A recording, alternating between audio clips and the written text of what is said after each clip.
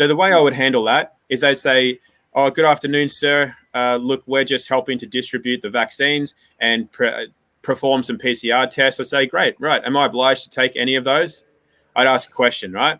So my question is really putting them on the spot to make them say whether that's compulsory or not compulsory. Do I have to take it or not? Am I obliged to take that? Yes or no? Well, no, sir, at this stage, you don't. Well, great. Thanks very much for coming. Appreciate your time. See you later.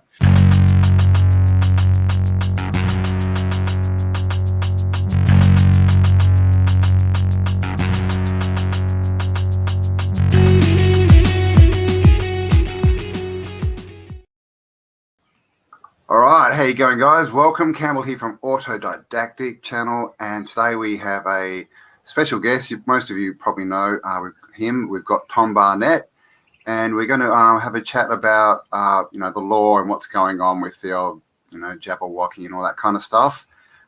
So yeah, welcome, Tom. Thanks, Cambell. Thanks for joining us, mate. Good to be here.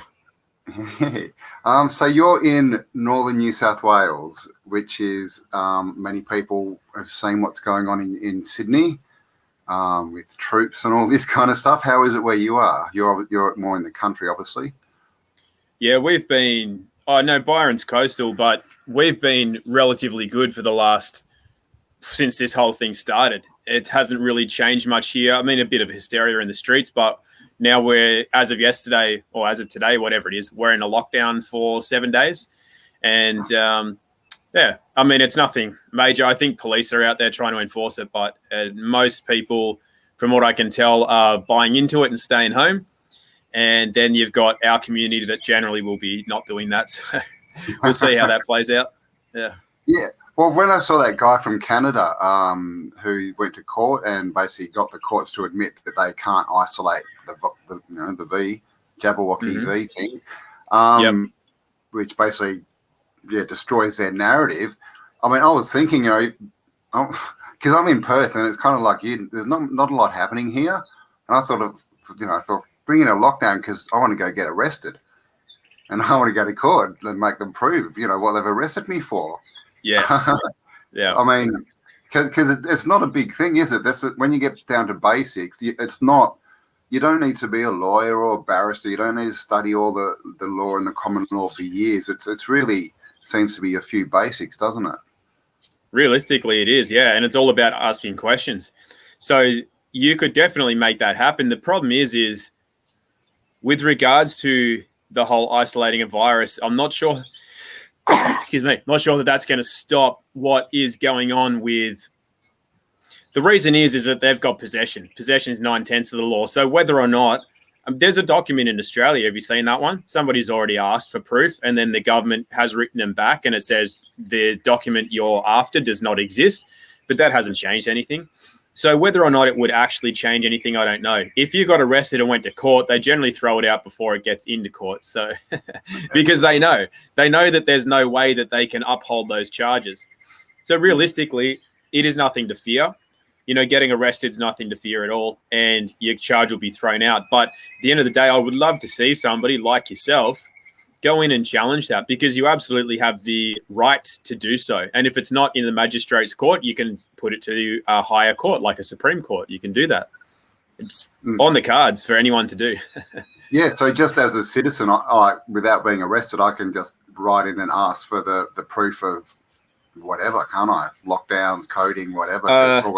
Not to a court, but you can write to any governing body that is pretending to have the authority to take these actions. And when they can't provide it, all a court does essentially, when it's not a criminal case, is that they are an administrator and they administrate a dispute between two parties. So that would be you with what you're asking and this governing body who's putting in lockdowns, but you've asked for verification of why they're locking down, they can't provide it.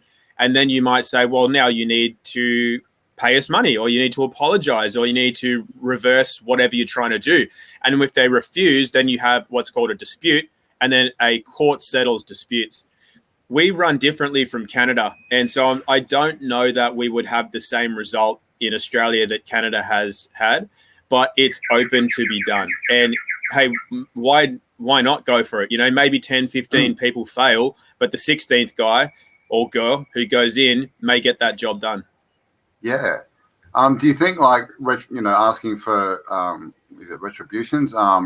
If people have been locked out, especially people with businesses and that, I mean, I would think that would be a perfect channel for anyone who's actually lost, been caused loss or damage.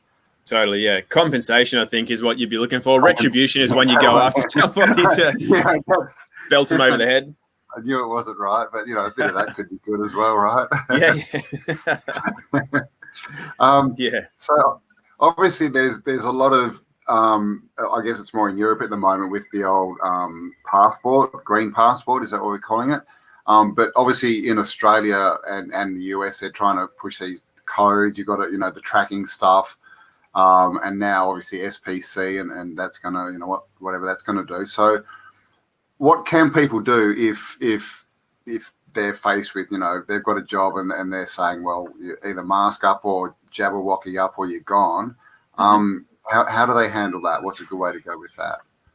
There's a few ways. I'll just say at the outset, it's probably not going to be easy because they would have thought this through already. They'll be prepared for people to go because they'll just fill them with, you think about the number of people who will be willing to get vaccinated or do anything for money. If you don't want your job, someone else will take it. So I don't think they're really going to care. And they're going to rely on the fact that people will not really have what it takes to follow something up in order to take action.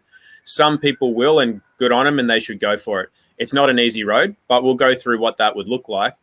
Essentially, if you work part-time or full-time, you sign an employment contract. Now, if there's nothing in that contract that stipulates medical procedures or apparatus, which is a mask or PCR test or a jab, well, then you're not obligated to do it. For two reasons. One, it's not in the contract. And if they attempted to enforce that, then they would be breaching contract. This is really subtle because what happens is if you refuse to get something done, then you're the one that can be fired because you're refusing. It's dishonorable. But if you ask them for evidence of where that's in the employment contract or where they have authority to issue a directive to get a medical procedure done when they're not a qualified medical practitioner, and then they start refusing to answer, well, then they're the ones in dishonor. So if you will let go, then it becomes unfair dismissal. That becomes safe work, not safe work, fair work, fair trading, ombudsman, ASIC, those kinds of bodies that oversee the workplace in whatever industry you're in. Hospitality is different to construction, which is different to teaching, for example. So what you would do is, you would go to the employment contract. If there's nothing in that, then why are they asking? They might want you to sign a new contract. And if that's the case, what you would do is if anytime you're offered a contract or an agreement, if it doesn't say non-negotiable anywhere on that document, well then you can negotiate. You can cross out anything that you don't like. You can write anything that you would like in there. Then if they refuse to sign it, see, if they hand you a document and you refuse to sign it, see you later. You refuse to sign it. You got no grounds to complain. But if you negotiate on that contract and then they refuse to sign that contract, well, then that's another story. That's them refusing. So then it becomes unfair if they attempt to dismiss you from that. And this could go one of two ways. One is that I've rewritten documents like that and they haven't bothered to check. It's so good. I put in terms that I wanted and I crossed out terms that they wanted and they didn't even know and they just signed it, and that was my contract for jobs that I've done. Not in full-time employment, but jobs such as film work or speaking engagements. And that becomes quite fun then when they try to refer to the contract and I'm like, well, turns out the contract says this and you guys didn't read it. It's not my job to read it for you. So tough luck, and that's worked in my favor. The other side of the coin, though, is that they will have a read back before they sign it, because usually you sign it first and then them. And then they'll say, oh, hey, you can't do that. Well, yes, you can. But then they'll say, well, we don't like it. And then who's refusing, you or them? It's the employer that is now refusing. So that's their dishonor. Then it's an unfair dismissal. The other grounds that you have is that the only body that can impose medical procedures on somebody would have to be a biosecurity control officer under a biosecurity control order when it's with regards to face coverings, vaccines, or PCRs, any kind of testing. So therefore, if your employer is attempting to do that, they're essentially personating a medical official, which is an offence. They have no medical qualifications. They have no grounds to attempt to get you to do anything like that. That's something you could pursue. And the other part is that it's a government mandate, and your business, let's say you're a construction worker, a company, you don't work for the government. You're receiving another paycheck. Where's your time? Where's your pay slip? Where's your timesheet to show your employment by the government? Therefore, it's not your job to do the government's job. You're a third-party interloper at that stage. So you cannot enforce a government mandate unless you work for the government. So if you do happen to work for the government, well, then that's different. But at the same time, you are still protected by your medical freedoms, which is protected by privacy and by law. And also due to the fact that, as I said, you do need, according to the Biosecurity Act, which is a federal act, you need to have biosecurity control order on you individually. It can't be mandated medical procedures to attend work, for example, because nobody, either government or a private business, has the authority to take away or impede your livelihood. That's your basic God-given right to be able to provide for yourself, and it's not subject to medical procedures. So that sounds very simple and clear to people, but following and chasing that up is another matter altogether. Realistically, if you're part of a workplace or an industry where there's a lot of people that aren't happy with this, I would not handle it by myself. I would band everybody together. Remember when people used to strike? Go on strikes, sink a business. Where's everyone's balls gone? I don't know. I haven't heard of a strike since I was a kid. Haven't heard of a union or a strike since I was a kid. So strike, do that, If you're going to lose your job, may as well go out in fashion, sink the business while you're at it, But what that would do essentially is it would allow a decent enough group of people to then put in, for example, a class action against the employer. And then the employer is now in a hard position, but that's not your problem. That's theirs. They're the one trying to do something unlawful. But then you might want to go, hey, listen, now you're in a precarious position, right? I'm sure you don't like it. Now we value our employment here, so we want to now help you. How about you join our class action and we'll take it up against the government? So rather than it being us against them, employers against employees, more divide and conquer, more separation, maybe you can put some pressure on just in order to get a result that you would, or at least a change of mind, or put them in a difficult position. Turn the tables, then join forces. Because if enough people join forces, you'll get a result like they had in Canada. Show us that there is a virus. If you can't do that, shut up. Stop trying to tell us what to do. Stop trying to mandate ridiculous procedures and then stop us from working. A government, by the way, is forsworn to protect its people. Now, the interesting part about people is us. People are the living. It's the collective term for living men and women. But they went ahead and created persons, and persons are entities. And so when you look at any act, Biosecurity Act included, it always refers to persons. Any persons showing symptoms, persons doing this will be subject to quarantine through a biosecurity control order. So we're not persons anyway. So technically speaking, the Biosecurity Act itself doesn't even apply to us. But if somebody is personating a biosecurity control officer, which is a federal position, then if you essentially violate a federal mandate, well, federal offenses can carry jail terms. So if somebody is trying to do that and it's not their position, they are personating or impersonating a federal officer, that's a federal offense, that carries a jail sentence. So that could be, I don't care who you are, unless you're one of those biosecurity control officers or some medical professional of some kind, you are essentially in hot water if you're attempting to force or enforce a medical procedure or apparatus on an individual, person or not, entity or living, doesn't matter. So that's what I would do. Personally, I would be holding people accountable by asking for proof of claim, asking questions, ask if this is exactly what they're doing, and then turn the tables on them, make it them that's refusing to answer questions, them that's refusing to re-sign or renegotiate a contract, turn it all around, and then get enough people together in your industry or workplace to then mount an offensive. And not to the point, as I said, to sink and destroy people, but to get more people on side, because numbers will win the game. The reason that they could pull this off is that too few people will stand up, and too many people ready to take up those positions and get a shot in order to take those positions. So it's a numbers game at the end of the day. Yeah. I mean, a big thing of that, I think you mentioned it before, is, and just then, asking questions, because there's only two positions really, isn't there? There's, I've heard you say it, I've forgotten them, but basically the question asker and the question answer. Creditor and a debtor. Yeah, it is creditor, debtor. Okay, yeah, cool. Yeah. And so we always want to be in the creditor position, which means we're asking questions. Mm-hmm. And then if they're refusing, then they're being dishonorable, and then that can go to court. But if we're just refusing to sort of comply at all, or go away, then we're suddenly the debtor and they're the creditor. That's right. Yeah, we're the one in dishonor. So a creditor asks questions and they also direct the flow of an interaction. A debtor answers questions and is directed in a flow of an interaction.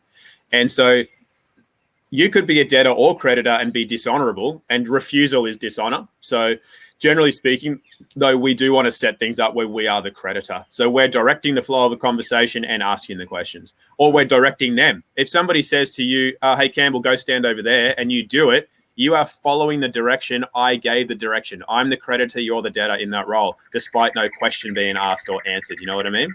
So it's either directing flow or movement, or it's asking questions. That's a creditor. Yeah. Cool. All right. Cool. All right. So what else can we get onto here? Because you covered that job thing really well. I mean, with the whole Sydney thing, like it's obviously a very touchy, when you've got army on the streets and that, and they're knocking, it's a pretty, touchy situation. Can people do anything? Like, if people don't want to comply and there's people knocking on their door, what can they do? Can they do anything? Because it's a fairly scary situation as well. You know, it's so, how, have you got any advice for how to handle that? Sure. I don't know the severity of the situation because I don't watch media or anything. So I don't know if they're trying to force it. My understanding from what I've seen from Victoria when they went around the first time is they're more providing a public service role where they're saying, hello, we're here to help assist the distribution of the vaccines. Would you like a test? Would you like a vaccine? No, I don't. No worries. Thanks, sir. Have a good day. That's my understanding of how it went. I don't know that they're at the, here's a machine gun pointed at your head. You better take this. I don't know that they're at that stage yet. Yeah, well, if we let it get to that stage, then it's kind of too late, isn't it, really? This is the thing. Yeah. I mean, but do you know, Campbell? Do you know whether I've seen some videos, like some, an interview with people who were in the, I think it's eastern suburb. They were saying basically it's certain suburbs they're blocking off, and they're going hardcore, and it tends to be the, like the other, and he's like the people who have come from other countries, who live in still sort of live in their communities are being targeted, and as far as I know, the people on the northern beaches, they don't know what anything going on, right?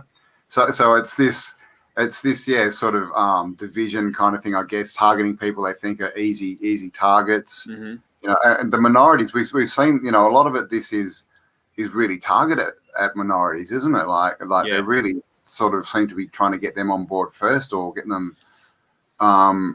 What do you think that is? Do you think that's what they think they're easier targets, or because I was listening to this guy who was living there, and he was saying we're not the easy targets. He said, because we stick together, and if someone knocks on the door, we're going to probably punch him in the face. So I don't. Yeah, it's this whole. I don't know. It's just a game of cat and mouse, isn't it? Really, I think. Yeah, I think you're right, though. I think they are going after easy targets, but it's funny. I just laugh because I thought of the movie The Castle when those people were trying to go around and intimidate the homeowners in order to, and they went around to Varusha's house, and he's like, "Well, I'm from Bangladesh or Beirut, and if you come here, I'll put a bomb under your car and I'll blow you to the sky." That's the kind of. You're right. They will stick together, and I really hope that they do. But I believe that they're going after low socioeconomic communities first because they're the easiest to squeeze and to coerce into doing something. People who are more wealthy in the northern beaches, see you later, don't want that. But we can go through a situation. So let's say military come to the door. My understanding at this stage, at least at the stage we're at, is it'll be more of a, hey, do you want to take this? Might be a good idea. A little bit of persuasion, a little bit of perhaps coercion, but certainly no force at this stage. So the way I would handle that is they say, oh, good afternoon, sir. Look, we're just helping to distribute the vaccines. And perform some PCR tests. I say, great, right. Am I obliged to take any of those? I'd ask a question, right? So my question is really putting them on the spot to make them say whether that's compulsory or not compulsory. Do I have to take it or not? Am I obliged to take that? Yes or no? Well, no, sir, at this stage, you don't. Well, great. Thanks very much for coming. Appreciate your time. See you later. Well, sir, we'd actually like to. Actually, you know what? You're not invited here. Therefore, you're trespassing. See you later. Get off my property. So there's two things. One is I'm asking the questions to set them up to tell me that I have every right to choose to say yes or no. It's not mandatory. It's not compulsory. It's not I'm expected to take it. There's nothing that I'm expected to do. That's coming out of their mouth, not mine. I'm not going to say, I have rights. You can't do that. I'm just making claims. That's not the right thing to do. So I ask them. Second of all, if I don't want them around, it's my property.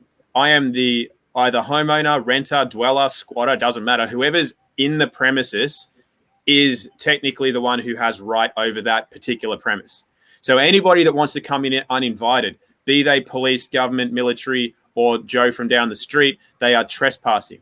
Some people say, no, government can't trespass. Police can't trespass. Well, yes, they can, because if they don't have a warrant, an official warrant given down through a court order, then they absolutely don't have the right to trespass. And if they do come to your property, they are absolutely trespassing. Health order, martial law, whatever, doesn't matter. They are trespassing. So then I would use that against them. And you know what? There's a case law called Dillon versus Plenty. Forget the year, but essentially that's about a guy who cracked a copper over the head with a plank of wood because he was trespassing on his property. Now, he got arrested because he assaulted the police officer, but subsequently won hundreds of thousands of dollars in court because the cop was trespassing. So if you ask somebody to leave 3 times, it must be 3 times. Hey, look, you're trespassing, you need to leave. If they don't leave, you ask them a second time. If they don't leave, say, look, this is the 3rd and final time. I'm telling you, you're trespassing. Get out of here right now. If they stay after that, you're within your rights to use force to remove them. Force might be a fork to the eye. Force might be a bow and arrow if you got one of them, or a gun if you got one of them. But, you know, a lot of people are losing their firearms at the moment for that very reason. I know several people who over the last couple of years have been speaking out, saying things that could be anti-government and therefore twisted to be a right-wing extremist, terrorist, what have you. And then their weapons are taken away because they're deemed unfit to carry weapons, despite all they're doing is speaking out about the government, speaking out about lockdowns or masks or vaccines. That is all they need at the moment, which is false and fake, but they have the gun, so they'll just do it anyway. And they're taking people's firearms. So they're disarming the public, which means that it's harder to protect your premise without, you know, if you're outgunned by military with automatic weapons and you've got a fork in this hand and a butter knife in that one, good luck, you know. So, you know what I mean? Like the legalities are there. Trespassing is a crime against you, and you have every right to use force and protect your premise when somebody is trespassing. But 3 times, you can't stab someone in the eye with a fork by telling them once or twice they're trespassing. Must be 3 times in order for the law to be on your side at that stage. I don't believe it's going to get to that point. Honestly, if somebody's there and you say, do I have to take that? Are you just offering that? You are, look, I'm going to decline. I'm not consenting to that right now, but thank you for your offer. Appreciate you doing your job, and see you later. Have a good day. Not telling him F off this and get out of my place that, because there's no need for it. If we are empowered, we do not need to defend. That kind of behavior and language is very defensive, and it comes from a place of disempowerment. So if we first of all work on ourselves, second of all work on our communication and languaging, and then if somebody's not to our liking, we can say, hey, look, with all due respect, you're actually not invited here, and I'd like you to leave. You're trespassing now. Thank you. Goodbye. And if they didn't leave right there and then, I'd be highly surprised, to be honest. If you needed to, maybe ask 3 times. But at the end of the day, look, I'm just saying, you know, the fork in the eye is a bit of a joke, but it's just, you know, I just don't see it getting to that point. But if somebody was, if I had a family, which I don't have, if I had kids, right, and there was 4 guys out the front and they're armed and they weren't going away, I'd just be like, you know what? I got to do what I've got to do. And so I would do what I had to do. Yeah. Well, because Go ahead. If we let them into the house, that's the thing, you know, that's another encroachment, isn't it? They're just trying to get more and more power, and we've got to hold at least what we've got now and then start pushing that back out again. Yeah. Just one thing to touch on too is claims. Claims is a big sort of thing, isn't it? Like, yeah. Do you want to sort of have a touch on that a bit? Sure. Claims are when we make a statement that is supposedly truth, or we make a claim. A claim is I'm a man, or you can't do that to me, or that's not the law, or the law says I don't have to do that. Those are all claims. The problem with claims is that whoever makes the claim bears burden of proof. And if you can't back up your claim, you're making a false claim, or it could be deemed you're making a false claim, even if you know it to be true. But likewise, the truth can only be told out of the mouths of two or more people. That's why we need a second witness. And that's why we ask questions only. So rather than say, you can't do that, the law says that I can do this and I have rights. We don't say that. We say, look, it's my understanding that you can't do that and that the law says I have rights. Starting or finishing with it's my understanding or it's my belief that doesn't turn it into a statement of fact or truth anymore. That turns it into a belief or an understanding, which is not a claim. The more powerful way to do it is to say, is it not true that I have rights in this situation? Is it not true that there is a law that actually protects me from this? Or are you saying that I don't have any rights? Are you saying that by law I am absolutely obligated to do this right now? So what you're doing then is setting them up to make a claim, because they can either say yes or no, and either way they're making a claim, or they are being your second witness and providing you with the truth. Because if they say it and you set them up to say it, there's your second witness. And now the truth is established. So the bottom line is we don't want to make claims ever. We don't make statements or claims. That is shooting ourselves in the foot. And when you get to realize the power of that, you'll notice that people make claims all of the time, every day, and nobody holds them accountable. And when I say people, I mean people in the public, government, police, health ministers, military. They all make claims all of the time, and people don't hold them accountable. So the more people that learn this, the better.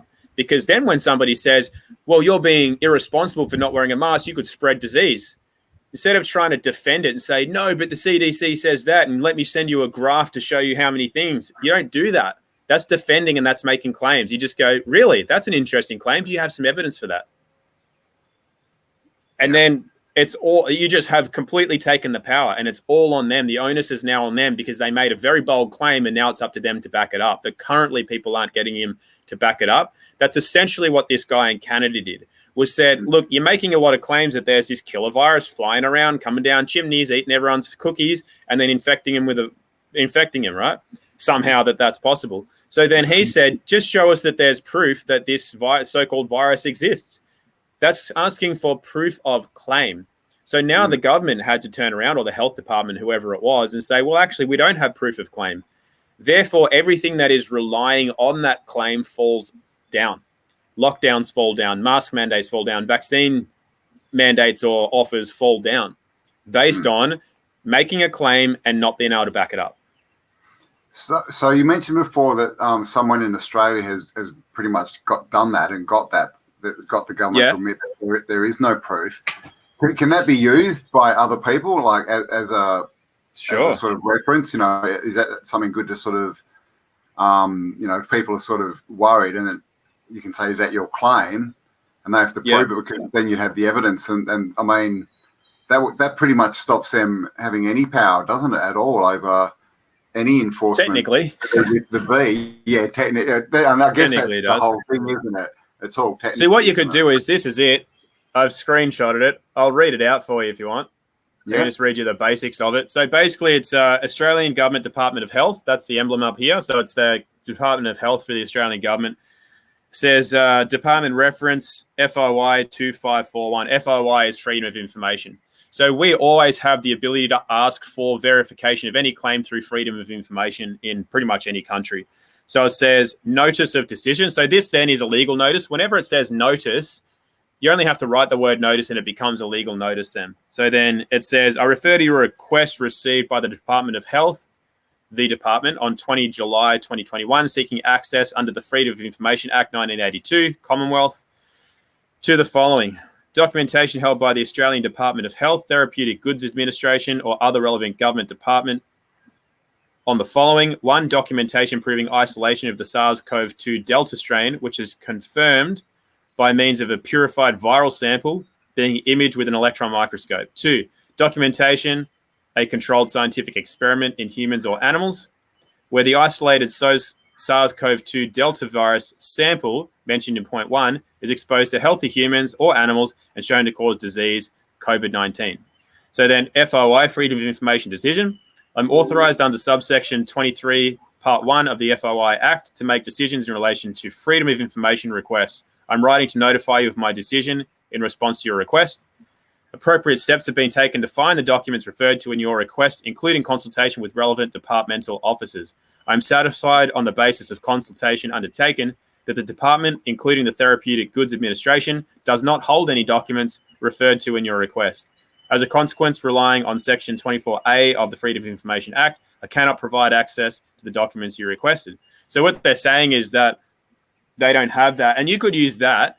You could use that to send to your employer, for example, because your employer is claiming you need to do A, B, and C in order to protect from a virus. And that document shows that the government itself has not provided proof of claim that there is a virus in the first place, or that it's isolatable, or that it would be transferable, or that it is virulent, or anything to that effect. All the words that they're using in the mainstream. But realistically, is that proof that it's not there? No, that's asking for proof of a particular type of test, which is isolating a purified sample of a virus, which nobody's done ever. So that's the conundrum. So can you use that? Yes, you can. To what degree of success would you have with it? I don't know, but I would absolutely back anybody and support them who wanted to go ahead and do that. There's plenty of people with a lot of time on their hands at the moment, and do a month worth of study on how to speak. I should have my recordings out within a couple of weeks. If you spent 10, 20 hours going over that and learning how to set someone up to make a claim and holding them accountable for their bum fighting foolery that comes out of their mouth, well, then that's how you would get your win. And I mean, people say, "Oh, why don't you do it?" And I'm like, I don't care about it, and that's not the type of energy to take into it. I don't have the I also don't have the time. Like I wouldn't have the time to do it. So, but other people do. So if they just spent 10, 20 hours learning that stuff, there's no reason that they couldn't do a lot of damage by putting a court case forward to have that heard. And then on a state-by-state basis as well. I believe that you would need someone in Victoria, someone in New South Wales, someone in Queensland, someone in Western Australia, Northern Territory, South Australia, each to do it in a state capacity, because doing that on the federal level is one thing, but every state's ignoring all the federal administrative processes anyway, because it's a Biosecurity Act that rules here and no one's adhering to that. So it's on a state-by-state basis, because they all have their various individual lockdown laws and parameters that they're trying to enforce. So then it would need to be done on a state level to bring that down. Cool. And you talked about sort of learning how to talk and all that. And of course you've got Tom Barnett TV. I've heard that you do talks. Is it an online thing that you're doing as well? I've done a few talks around the place, but they're not. I've done 10, but at the moment it's of more value to me to actually edit all of those recordings and get them out so that there's no limit to how many people can access them. Because at the moment I can do 20, 30 people in a room. It's good. And it's good because people enjoy it, because they get to mix with like-minded people. And a lot of people feel isolated at the moment. It's powerful to do, but at this stage, so many people need to learn this stuff that's also, it's just not enough. Like doing one-on-one consultations, that's good for people, but that's not reaching enough people. And likewise, a room with 20 or 30 people isn't enough. I've done Zoom calls with 100 people on it, and that's great, but we need tens of thousands. We need hundreds of thousands of people learning how to communicate more powerfully. And once we have that, then we can make more inroads to hold people accountable. It's not about fighting anything or protesting or anything like that. That has its place. But when people can learn to communicate from a place of real power and learn to hold people accountable for the claims that they are making, and we're not making any claims, well, it stacks it completely against them. And that's what we need people learning how to do. And so is all that kind of stuff on your website? Where would you recommend people go to learn? Yeah, I've got heaps on there. Yeah, for sure. Also, Know Your Rights group in Australia, Solutions Empowerment. I like Cal Washington's work. So that's In Power Movement. That's United States based. Canada, you've got A Warrior Calls. It's Christopher James's group. And then you've got Amanda Vollmer's epic. She's also a health practitioner like me. I'm talking to her in about a month. Yeah. Oh, yeah? Yeah, she's amazing. She's very switched on, very intelligent, very empowered. And so she's got a good grounding in health, right? But her, like me, we've just taken up the right side of things, just a matter of course, because I believe health and rights go hand in hand. They're both about empowering the individual and bringing the responsibility back to empower ourselves. And so I really like what Amanda does as well. And she's got a lot of good information. And then you've got Beth Martins, who's taken up a lot of, she's working with Matt Belair at the moment, and they've got a law summit that they've done, which I think you can just still go ahead and access the recordings that were on there that I was part of that. Plenty of places. Yeah. What I'm focusing on is literally just how to communicate, nothing else. Other people handle how to discharge debt or fines or taxes or whatever. I really am just interested in teaching the communication aspect, because it's not contained then just to legal rights. It's actually just how to communicate more powerfully in general. And I think that's something that I feel drawn to do. Yeah, well, I think, obviously it's better to not get involved, and not get these things that you have to deal with down the track, So if you know how to deal with them, you don't get into it, do you? So, I mean, this is the thing. It's like with this whole common law thing, I mean, I've been sort of, following for years, obviously, but, some people make it so complex and it seems like this big thing and you've got to go and study for hours, and most people are like, I just don't have the time. But I think really in real terms, it's not. It's just simple, isn't it? It's just standing in your power, knowing who you are, knowing your basic rights, and I guess that. And the big thing is that knowing how to communicate that, isn't it? Knowing how to interact with the business side of it. That's right. Then that's why I've been doing this, because people have asked me to teach it for ages, and I'm going, why would you ask me to teach it? I haven't done it for that long. Like, ask Mark, who I learned it from. He's done it for 30 years or 25 years, whatever it's been. Like, ask people, but they, for some reason, I've just distilled it down to the core elements, and that's all I teach. And so people, how you could be the world's best guitarist and do the most amazing stuff, but that doesn't really relate to somebody who's never picked up a guitar. They need someone who can just go, you put your finger here and then like that and then like that, and that's how you do a C, and just strum that like that. That's all you got to do. That's what people want when they're new to it. They don't. And the difficulty is, the longer you've been in it, it can be kind of, you're too far from what it was like to begin. And for whatever reason, I don't know, people are just finding that I've managed to distill the basics down to a way that they can actually, it sits and they can use it, as opposed to, and look, I don't know many acts or laws at all, to be honest. And other people like Zev, who lives around near me, he's great. He's done it for 20 years. He can quote him off the back of his hand, no problem.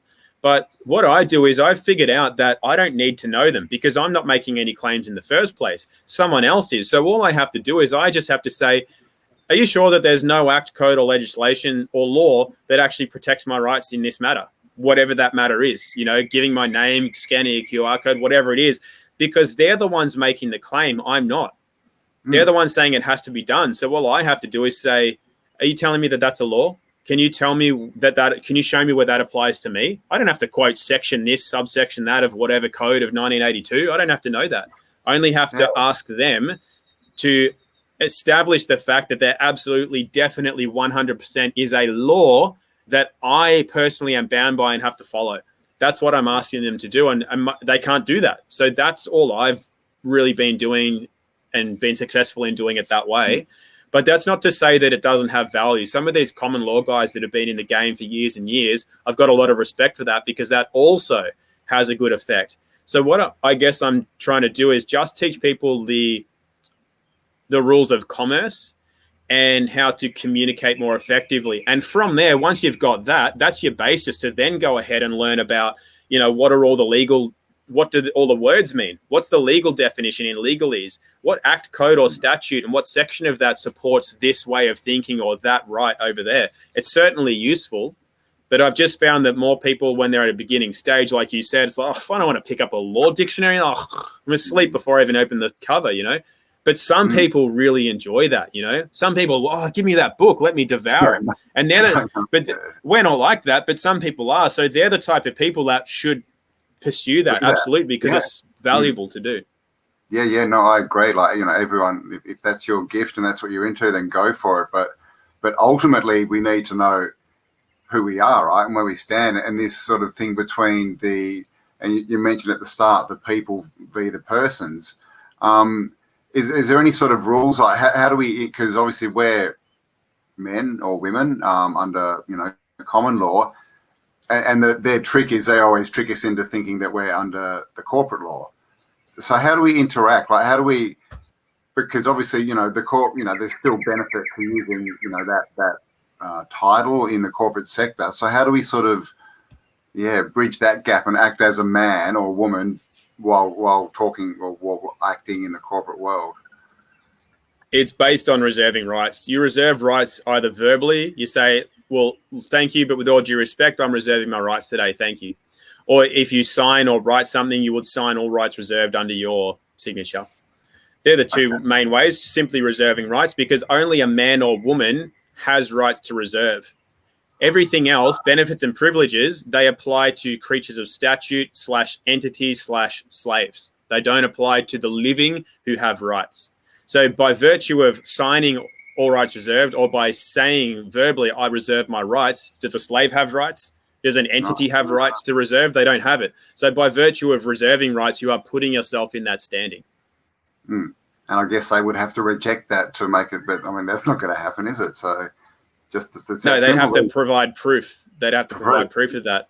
And that's the issue, though, is it goes to me, and this is just the way I've come to my understanding of it. I'm not saying this is the actual way. You've got your empowerment right up here, and your rights, the laws or what have you, are way down here. And in between, you have what's called holding position. So the rights are actually, to me, the lowest rung. This act or this code, or I have a right, I have rights to reserve. That's down here. Empowerment is up here. That's what we really need to where we come from. And in the middle, it's about bridging the two. It's called holding position. So that might be saying to somebody, are you telling me that I don't have rights to reserve right now? And they say, that's exactly what I'm saying. You're a person, you do this, you do that, and you've got to abide by this public health order. So really? So now your job is to hold position on that, really. So you just called me a person, or you can say, you've just said that there's a public health order. Is that what you're saying? Yes, it is. Great. And that applies to me, does it? Of course it does. Great. Well, where's your evidence? I want you to show me exactly where that public health order applies to me. Is my name in that? Am I everyone? Am I a person? Where's your proof of claim? If you cannot provide that evidence, I'm going to take it as your admission that you have no claim and you will abandon it and you will apologize and you'll bugger off right now. So essentially, we need to hold them accountable, because otherwise people will say something and somebody disregards it or ignores it or says you're not right there. And we go, oh, damn, what do I do now? Because you're relying on the rights. They're down here. They only go so far, right? Yeah. You have to meet that empowerment. And that empowerment is you going, well, funnily enough, thanks for saying that. Now where's your proof? Where's your proof of claim, And that's where the holding position part is. And to me, that's everything. That brings you to the empowerment. As I said, the rights themselves, they'll get you somewhere, better than having none and knowing nothing about it. But at the same time, it's not going to get you through to where you want to go. And if you're working through rights, then you're admitting you have to be a person, don't you? Yep, because if you're referring to an act, an act refers to a person. So how, Cambell, how would you handle that based on what you've learned so far?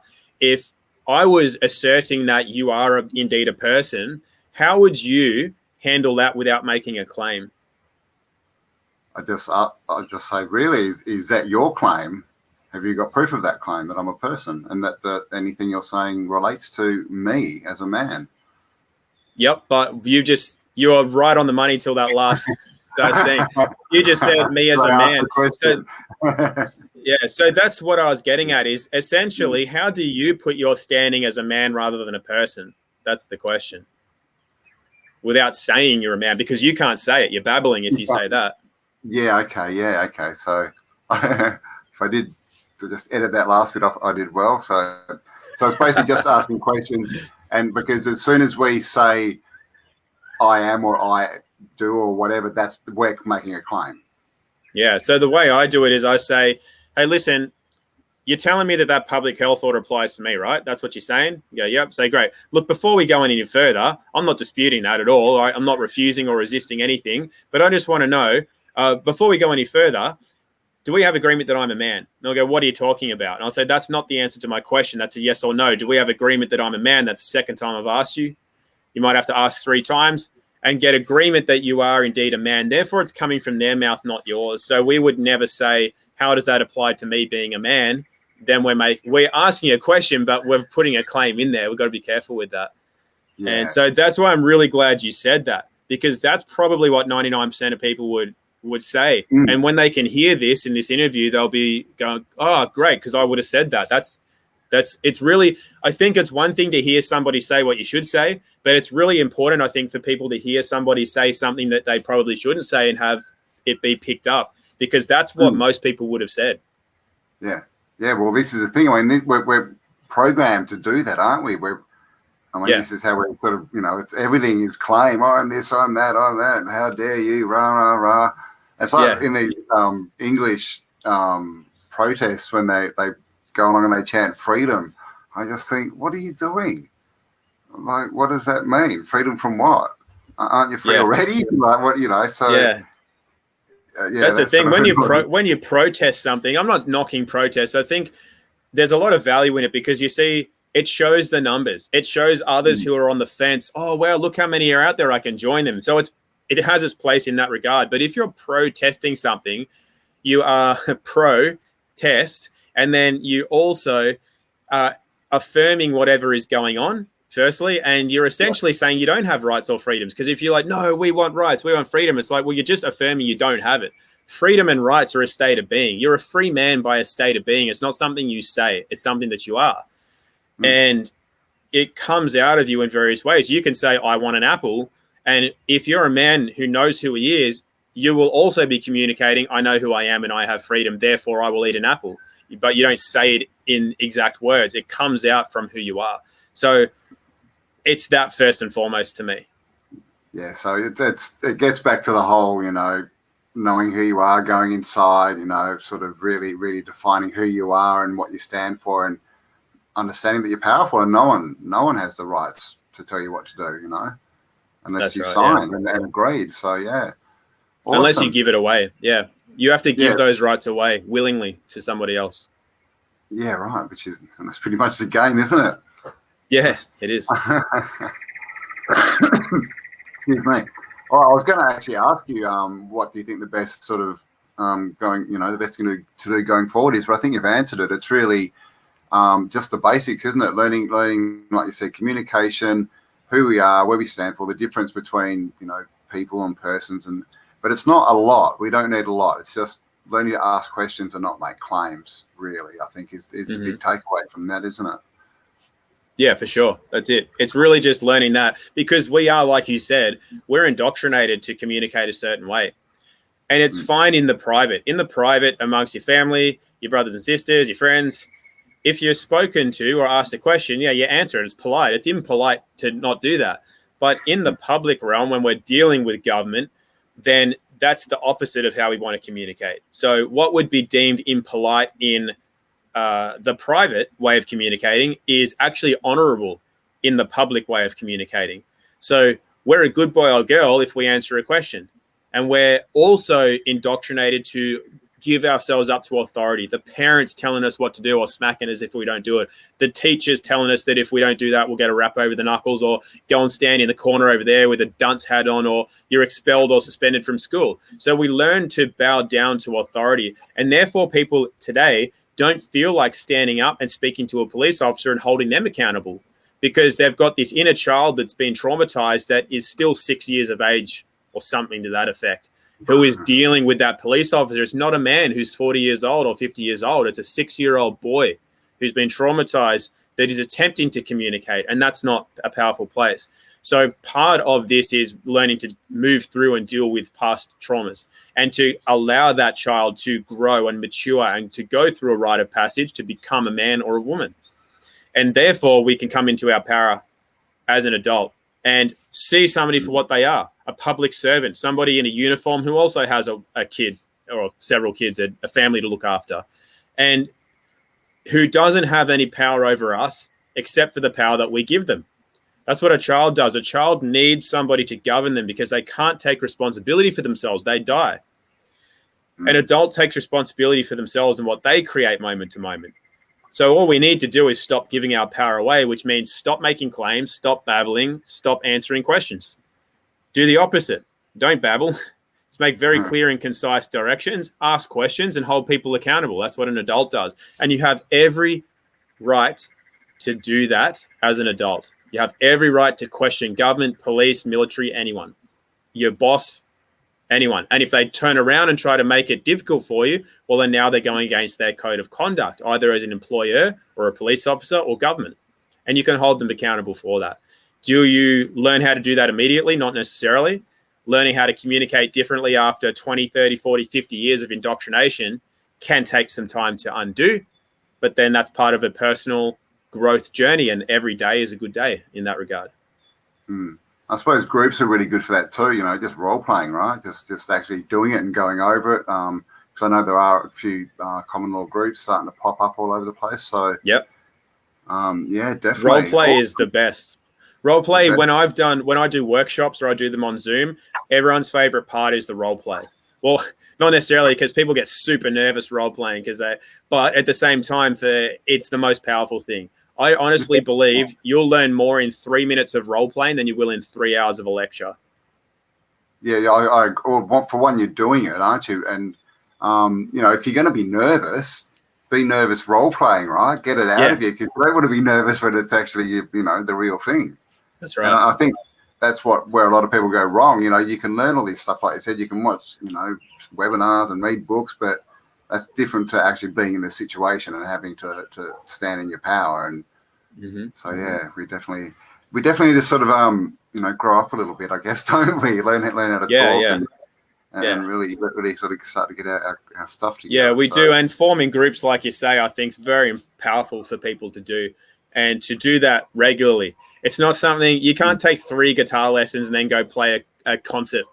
It's not going to work. Or 3 martial arts lessons and then go defend your town.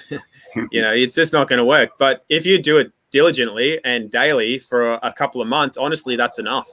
That's enough because you already know how to talk. It's not like you have to learn how to talk or learn a completely new language. You've already got most of the basis. You just have to rejig a few things. And if you have the intention of doing that and you're dedicated to it, you will absolutely. This is something everybody can have. You don't have to have physical size or strength. You don't have to have a talent for a musical instrument. You just need to be dedicated and diligent and willing to change your behavior and patterns. And that's not that difficult to do. It only requires the intention to do so. And if you do that, the power is there, because we have power by virtue of being here. We're born with it. It just gets inadvertently given away because of the way we're indoctrinated. But we would not have it unless we would not be here, is what I'm saying, if we didn't have power. So therefore, by the virtue of the fact that you can listen to this or you're out in the world, you have that power. You just have to tap into it, and it's there to be tapped into. Yeah, exactly. And that's the main thing, right? They don't want us to think that we've got any, and as long as we believe that, we don't, I guess. So, yeah. Exactly. Awesome. I can't actually see the time, but how are we going? About an hour, I guess. So about 50 minutes we're done. 50, yeah, cool. It's probably a good place to leave it. I think we've sort of covered everything there. So yeah, thanks heaps for your time. That was really, really good. I'll leave all your details below. Tom Barnett TV is the best place for people to find you. Yep. Definitely, yeah. Also, Instagram and Telegram under the same name, tombarnett.tv. Telegram, though, make sure it's the channel that has subscribers. Otherwise, you're just going to send messages to my personal Telegram, which I never look at. So just make sure it's the subscriber one. And then Instagram. And, you can find me there. Yep, and also Tom is all over the place. He's been kicked off everything. But if you just put his name in, you'll find him on Bitchute, all that kind of stuff. But they don't allow him to have his own channel anymore. He's talking too much truth. Yeah. Cheers, mate. Thanks for your time. Have a good day. You too. See you, mate. Bye. Bye.